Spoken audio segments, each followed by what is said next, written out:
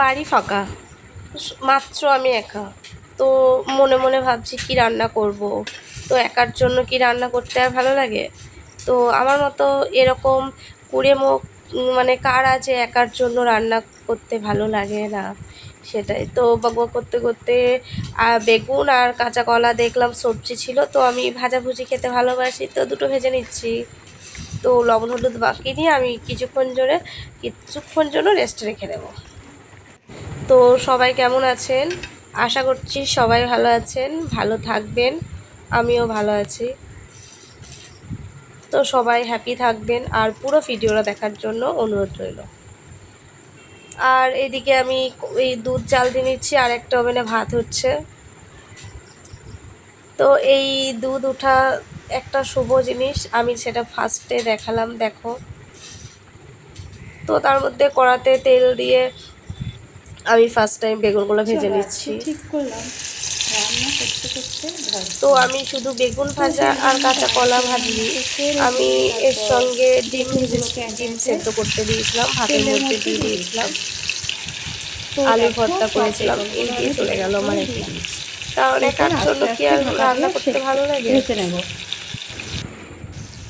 তো বেগুনে আমার একটা সাইড ভাজা হয়ে গেছে, তো আর একটা সাইড ভেজে নিচ্ছি আমি। আমার কিন্তু বেগুন ভাজা খেতে খুব ভালো লাগে, খুব মজা করে খাই। কার কার বেগুন ভাজা খেতে ভালো লাগে কমেন্টে জানাবেন।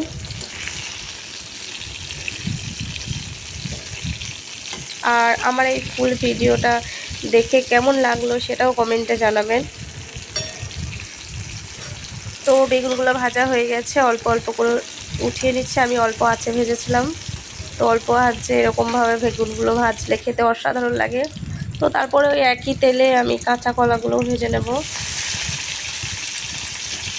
তো আমি এখানে একটু তো চিনি অ্যাড করেছিলাম, দেখেছিলে, হালকা মিষ্টি মিষ্টি আমার ভালো লাগে।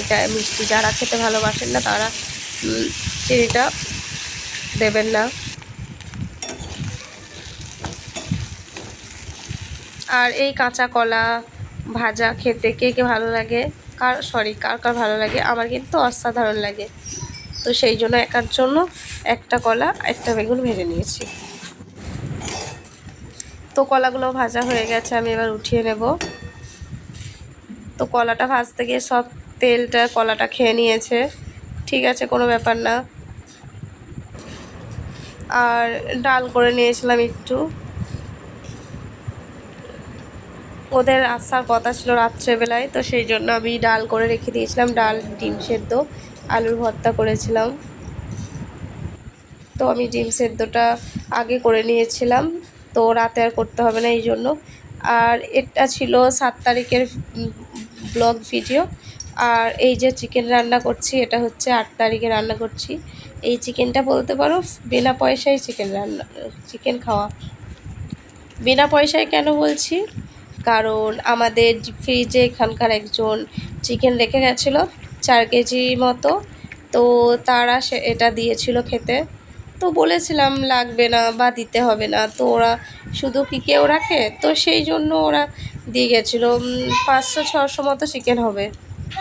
তো আজকে মনে করলাম চিকেনটা পুরো একবারে জাস্ট কষা কষা করে রান্না করব। তো সেই জন্য কড়াইয়ে আমি দিয়েছি তেজপাতা, গোলমরিচ আর হয়তো লবঙ্গ দিয়েছি, তার মধ্যে একটু পেঁয়াজ দিয়ে ভাজা ভাজা করে নিচ্ছি। আর এদিকে আমি মশলাটা স্কিপ করে গেছি, মশলাটা দিয়েছি আদা, রসুন, জিরে আর 4-5টা শুকনো লঙ্কা, বেশ ঝাল ঝাল করে করব। কারণ কিছুদিন আগে ঠান্ডা জ্বর গেল বাড়ি সদ্য, তো সেই জন্য হালকা করে জাস্ট চিকেন কষা অসাধারণ লাগবে। তো মশলাটা হালকা করে ভাজার পর আমি একটা টমেটো দিয়ে নিয়েছি। তো আমি কিন্তু এই চিকেন রান্নায় এক্সট্রা কোনো কিছু মশলা দিইনি, বাড়িতে থাকা উপকরণ দিয়েই করি আমি, জাস্ট ডেলি করে আসি। এই কাশ্মীরি লঙ্কা অল্প পরিমাণে ছিল সেটাই দিয়ে নিয়েছি। আমি হলুদ দিয়েছি, দেখতে পেয়েছেন। তো এটা ভালো করে মশলাটা ভালো করে ভেজে নেব। আর আমার এই চিকেন রান্নাটা কেমন হয়েছে সেটাও একটু কমেন্টে জানাবেন। তো ভালো করে ভাজা ভাজা করে নিয়েছি, তো এরপর আমি চিকেনগুলো দিয়ে দেব। আর চিকেনগুলো আমি লবণ হলুদ দিয়ে মাখিয়ে রেখেছি প্রায় আধা ঘন্টার উপর, কারণ এটা করে রাখলে যে আঁচটা নিয়ে একটা স্মেলটা পালিয়ে যায়। আর এখান থেকে মাংসের যে জলটা বেরিয়েছে আমি কিন্তু ফেলে দিয়েছি। আর মাংসগুলো সলিড ছিল, এই কারণে কিন্তু আমি ঝোল করিনি, কারণ এই সলিড মাংসের ঝোল করলে বাড়ির সকলে কেউ পছন্দ করে না, তো সেই জন্য কষা কষা করে করেছি। আমার এই চিকেন রান্নাটা কেমন লাগছে কমেন্ট করে জানাবেন। আর এটা আমি জল দেব না, জল ছাড়া করব, ঢাকা দিয়ে করব। এই যে ঢাকা দিয়েছিলাম একবার, ঢাকা দেওয়ার সঙ্গে সঙ্গে কত জল বেরিয়ে হলো। আমি কিন্তু এখানে লবণ মাখিয়ে রেখেছিলাম, সেই জন্য এখন লবণ অ্যাড করিনি, পরে পরিমাণ মতো লবণ অ্যাড করব। আর ঢাকা দিয়ে দিয়ে রাখলে এরকমভাবেই জল বের হবে, মাংসের জল যেটা আছে সেটা বের হয়ে যাবে, তো সেই জন্যে খেতে টেস্ট হবে। আমার মনে হলো এখানে দুটো আলু ফেলে দিই, তো সেই জন্য 4 কুচি আলু ফেলে দিলাম,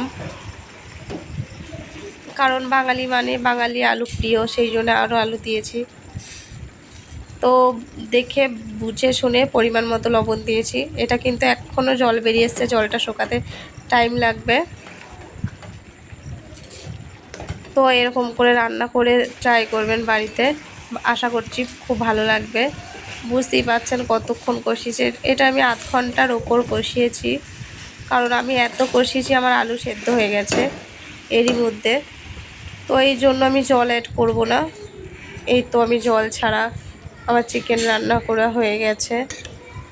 তো খেতে খেতে কিন্তু অসাধারণ হয়েছিল। ফুল ভিডিওটা দেখার জন্য ধন্যবাদ। ভালো লাগলে সাবস্ক্রাইব করে দেবেন।